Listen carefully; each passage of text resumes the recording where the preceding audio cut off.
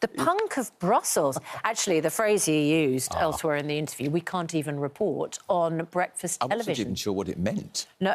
I know. He's lost his marbles. That's what he's done, hasn't he? It was his bad Brexit deal that wasn't working. Only 11% of people think it's been a success. 64% of people want better relations. You can say 30% of people think we were right to leave. 55% would be rejoin us. That's not the debate. It's Brexit's continuing. I would like us back in. We're not going back in, but it's making it work. And all this, shouting about fishing, Starmer has rolled over what Boris Johnson agreed, except he's taken away the restrictions on exports. The trawler agreement is effectively the same. He's extended it, of course, for another 12 years. Yes, but it's Johnson's deal. The Scottish fishermen, absolutely outraged. They think it's disastrous. Salmon Scotland welcomed it. Yes, because they can export their salmon now to the EU without So it's not everybody... check. Yeah, it's not even everybody in the fish industry saying it's a bad deal. Kevin, the trouble is, we now have to take the EU's rules, but we are not in the EU and we have no impact on the rules that we take. So is this not... You say, well, at least it's, it's good for some, it's not good for others, but aren't we now in this terrible position where we're rule takers, but we're not rule makers? Yeah, we have been since Boris Johnson's Brexit deal, so that has not changed. Yes, and of course, I argued at the beginning, if we come out, we'll be in a worse position. Quite clear we are. Because if you want to sell food, drink, your agricultural products into the European market, our biggest trading partner, you're going to have to meet their food hygiene standards. So, we can do what we like. We can go back to 1752 and add 11 days back into the month of September if we want and change which calendar we follow. You can do what you like, but in the real world... Is that when that change was made? Yeah, from the Julian... Yesterday, and at the weekend, one of the things they were trumpeting, and of course Labour reminded us of the poster they put out showing queues to get, if you're going abroad with your passports, and showing that there'd be no queues because, of course, you'd be able to use the e-gates. Yes. That's not even in the deal. That is only going to be done on a member-by-member basis. So there's no... So there's spin, isn't it? It's spin. No, it's in the deal. Hang on, Kevin. Hang on, Kevin. T&Cs apply. It is up to... It is when... the expression is when it is appropriate. So it's up to member states whether they agree to that. So that is not the great big triumph that was sold by the government. Also, we're being coming under the EU's control over agriculture, means the European Court of Justice is sticking its nose in our affairs all over again, and we'll have to accept it. And also, they haven't told us what we're going to pay into the EU. Pretty fundamental and pretty critical when you do a deal like that they can't tell us how much it's going to cost the taxpayer. Is it going to be 1 billion, 2 billion? Where's the figure? This is and why don't they know? This is exercising the media generally. This is exercising the headline writers and the editorial writers. Is it exercising the country quite as much as it did back in 2016? Are people that passionate now about the whole European argument, or are they rather more resigned? Well, I mean, it's been 10 years. It'll be 10 years next year. I mean, I think what they don't like is being spun. And I think they like politicians to be straight, and we are being spun in a massive way by Starmer and his ministers. It's extraordinary, and they don't like that. They don't like being taken for fools. We have a predominantly Tory press that sold Brexit as the cure-all to every ill. It hasn't turned out like that. It's gone much worse than people expected. And I think most people are living their lives in a more pragmatic world, where next year the e-gates are supposed to be open, but some countries can say they don't want them opened if they don't. There's a lot of negotiations to be done. On the e-gates, which is simply about us with our passports and the chip in them, which allows us to use the e-gates at UK airports, I don't understand why there is even a row about this. Because... why can't we just use the e-gate? Punishment beating. We had to be punished. Yes, it was. We left. Yes, it was. As you said, Kevin, and you summed up the attitude of the EU mindset when we threw our toys out the pram. We got punished. That's the view. We got punished. Hang on, Susanna. Punish. No. If you're in a club and then all of a sudden you say, I don't want to be in your club, I'm not paying, I'm leaving, I'm not going to follow your rules, I'm going to do what I like, you then can't just walk back into the club and get all the benefits of being in that club. Yeah, but the thing is, it's such an easy thing. It's not like a big... It's not about standards being the same or... Silly and spiteful. It just felt... it's tiny, isn't it, Kevin? No, it's all part... And if I understand it correctly, we're going to have to buy... You know, when you go to the US, you have to pay for an ESTA. You're going to have to pay... Is it ETIAS, their system? So you have to fill in a form, show who you are, because it's kind of an intelligence sharing, which there's actually quite a bit of that going to be. At the moment, we can't get the fingerprints of criminals, car registration, criminal records. We'll be able to get that. But you use your passport. They've got to accept... The EU has to accept whose passport it will accept on that electronic basis, as we do. If you go to certainly Heathrow, our major international airport, you'll see there are different queues. Yeah. What did Keir Starmer mean yesterday when he says, quote, the deal puts Britain back on the world stage? No idea. I don't quite understand what that means. No idea. I have no idea what he's talking about. That is just political speak. All prime ministers try to pretend whatever they've negotiated is bigger than it is. Yeah. Now, he's doing that while his lot are saying it's terrible and it's hell. It is. Well, it's not hell and it's not heaven. And can we just Brexit say about continues. It is about trying to make Brexit work better for Britain. The pitiful attempt at spin again. They're now calling the EU mobility scheme the EU... It's the young people experience scheme. And have they given us a figure for how many young people up to the age of 30 can come in?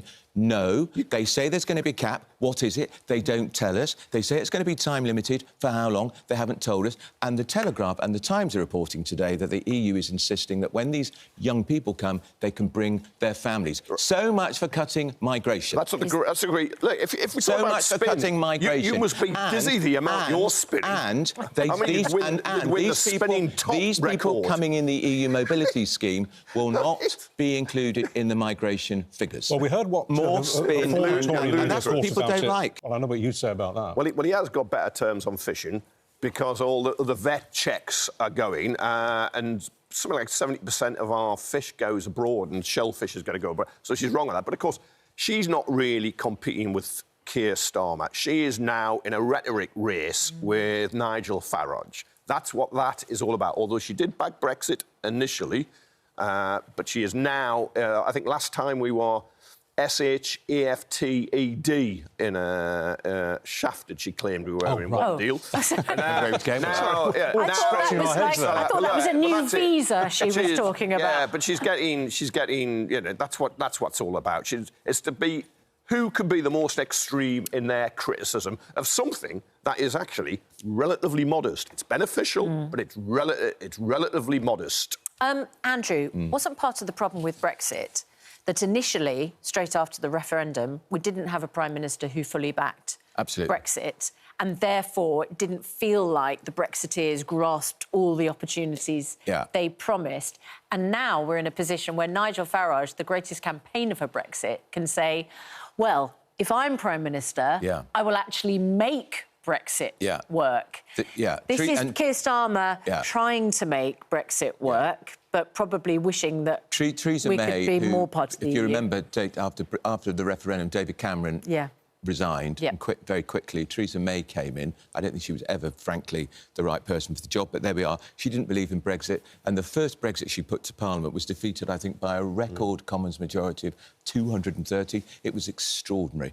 And then she lurched from one crisis to another. Then then it went, and the Tories never really got to grips with it, so they didn't deliver a proper Brexit. And I'm happy, and I admit Brexit. They didn't give us the Brexit, but they could have done much more with it, and they didn't. By the way, amusing and also deceitful, when he goes... amusing that those who back Brexit, it doesn't work, so we need more Brexit. Well, it was never defined what Brexit really was during the campaign. One other thing on the fishing, which he thinks is a great idea. Initially, it was going to be 4 more years they were going to be allowed to fish in our waters, but they capitulated 12 years. And if a future government tries to change that, we will then be hit with tariffs on all sorts of goods. More nasty behaviour that's which we've signed up to. No, that's interesting then, Kevin, because that means if Nigel Farage does get elected Prime Minister, he won't be able to change it. Yeah, well, if you break a deal, any of us at work break an employment contract, you break a deal with anybody you have as a business person, there are normally might limit the promises that he's allowed to make. He might say, and it just shows what he might say he'll just pay whatever they are. Well, but of course, I mean, it's ridiculous. Absolutely ridiculous.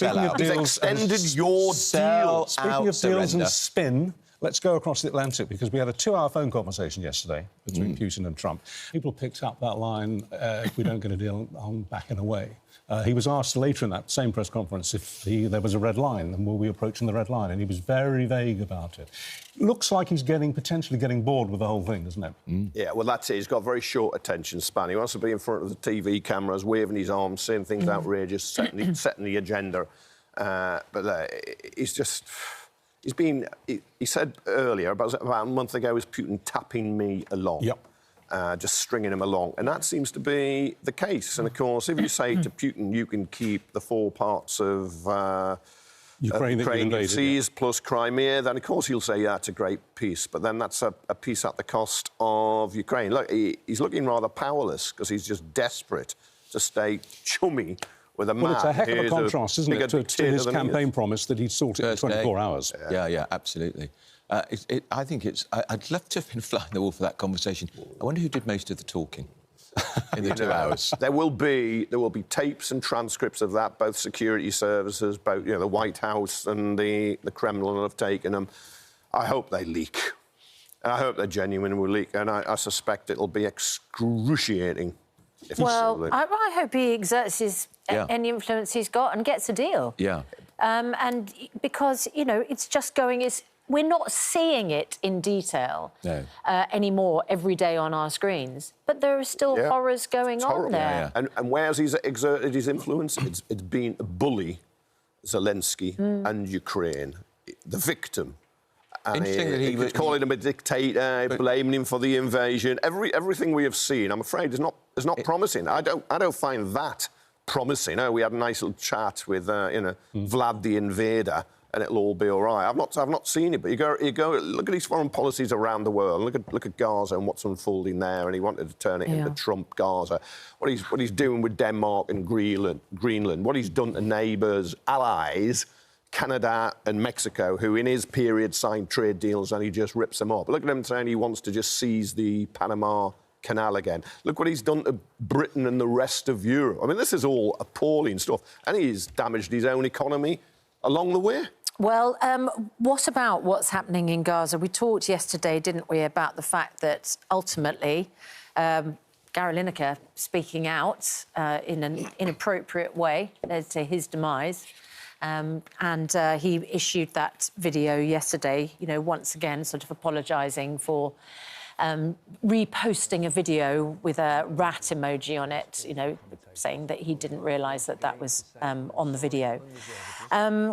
Meanwhile, we know now Sir Keir Starmer condemning the egregious actions of the Israeli leader in Gaza, warning that the UK and allies will now take concrete action unless he changes course. Mr Netanyahu's government said he'd allow a basic amount of aid into Gaza, but most international leaders saying that's not good enough. I mean, the horrors there. But I don't know what concrete action means. Unfold. Yeah. I mean, it's not spelt out because it's a statement with France and Canada. But what does it mean? Well, he could impose... Is it sanctions? You could impose an arms embargo. Yeah. But he'll get them. He'll just get more from America. You could sanction members of the Israeli government, Netanyahu, although as many countries he won't want to go to because he could be arrested under an international warrant for allegations of genocide and war crimes. But I've seen mounting criticism of the discussion of Gary Lineker. Now, Gary Lineker did repost and circulate an anti-Semitic meme and has apologised for that, and that was offensive to a lot of Jewish people. But at the same time, as we discussed that, there's been less focus on Gaza where innocent people are continued to be slaughtered by the Well, the Israelis. British government's language is getting stronger, isn't it? It's getting much stronger. I mean, David Lammy yesterday called Israel's actions intolerable. Actually used that word, intolerable. So you get a sense of a building head of steam on this. Yeah. Yes. That the British government is actually moving into a position where it's going to do something quite decisive. And that concrete action phrase may not have specifics with it, but it's definitely a warning, isn't it? But I suspect while he's still got the White House, America on side, Netanyahu... He can shrug us off. I think he can. Yeah, well, yeah, if America, Italy, whoever, sell a lot more weapons than us do them. But it's which... It becomes now, which side do you want to be on? Well, Trump was in the Middle East, but he significantly did not go to Israel. Ethnic cleansing or accusations of genocide. And we see footage from inside Gaza, because, of course, the media isn't allowed. They won't allow us into Gaza to see what they're doing. They want to try and control the flow of news. But we know it's barbarous. It's indefensible. Yeah. The statement says... pogrom was evil. That's right. This is evil too. So the full statement posted by Mark Carney as a result of this meeting, or this statement with Keir Starmer and Emmanuel Macron. Israel suffered a heinous attack on October the 7th. We have always supported Israel's right to defend Israelis against terrorism, but this escalation is wholly disproportionate. We will not stand by while the Netanyahu government, very significant use of the phrase Netanyahu government, pursues these egregious actions if Israel does not cease the renewed military offensive and lift its restrictions on humanitarian aid. We will take further concrete actions in response. To go after Hamas fighters is legitimate. To kill innocent Palestinians, men, women and children, is not. Yeah. It's quite clear what it is, whether you're shooting them, you're bombing them or you're starving them to death. Right, set your blood pressure alerts, because we're going to talk about private parking now. Motoring groups today are going to be lobbying the government, saying they're absolutely sick and tired, as are many, many drivers out there, at the way that private parking companies impose whopping fines for terribly minor infringements, and sometimes it's impossible to actually pay your parking fee when you park privately because the machinery doesn't work, and motorists have had enough. Well, I don't have a car, but I hear, but I hear this from people who have cars. It is a nightmare. And if you're particularly an older person, like me, struggling with these machines, and so then the fine goes up and up and up and up, and it's a racket. That's what's going on. It's a complete racket. It's in the hands of the private sector, and local councils are turning a blind eye to it. Well, local council ticket wardens aren't your real big foe, although there can be problems there. It is these private companies acting like cowboys. Yeah. And I think you just need a national agreement. This is how they have to operate. So this setting the terms, what they can do, how they have to treat you. Exactly. Not voluntary codes, because they'll just flout them.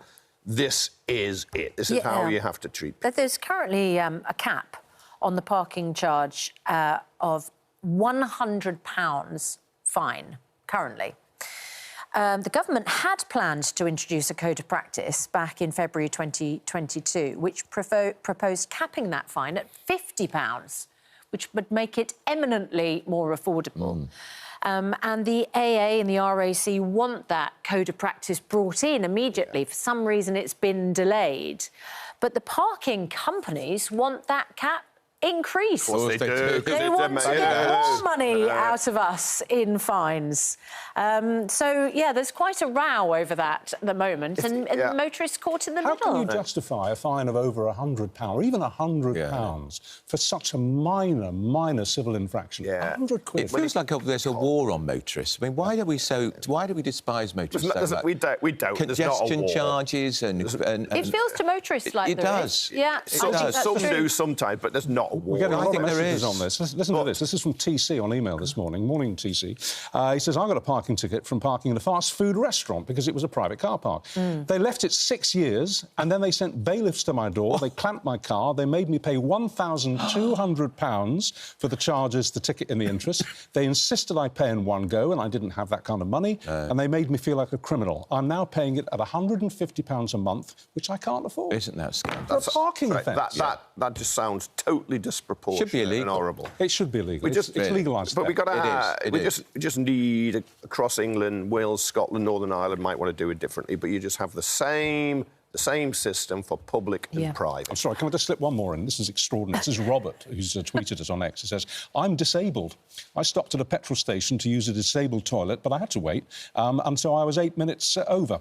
I got a fine, I appealed, it was rejected, and now they're taking me to court to get the money, even though I'm entitled to a reasonable adjustment under the Equality I would have thought he's right. I mean, look. Yeah, I imagine any court might find that he's right as well. I think that is just computer says no, and they're in a system. It's bullying. They're bullying people because they think people would pay up rather than go to court. But that's what they're doing. But it needs to be legally enforceable and regulated. And if the last government came up with a code or whatever it is, pick it up, but don't just make it a code. It's got to be in law how you do it. Yeah. But if the work has been done, this government can pick it up. Can we talk about fat jabs? There seems to, every day... I know. There seems to be a reason for us all to be taking fat jabs. I suppose I'll have to be on one soon. And now... Only in the head. Sir Tony Blair's... Don't encourage him, Richard. Very good. Sir Tony Blair's think tank Susanna's is weighing in. Rapidly increasing access to anti-obesity medications would significantly cut the benefits bill and boost economic growth by £52 billion. Forget the Brexit reset. I know, that's pay for everyone to have a fat jab and we'll all be richer. I know. Live forever? I don't understand it. What has happened to us that we all are getting fatter and it's costing the economy money, and now we all have to... The government has to pay for a medication which is going to make us all slimmer, which is going to grow the economy. It's rather than grow ourselves in our waistlines. So I suppose it's in a way, it's having it every way, isn't it? You can eat as much as you like and do as little exercise as you like. Now, look, some people are predisposed to getting bigger medical conditions. Yeah, and these are originally diabetes medications, and I know they've helped a lot of people. They have.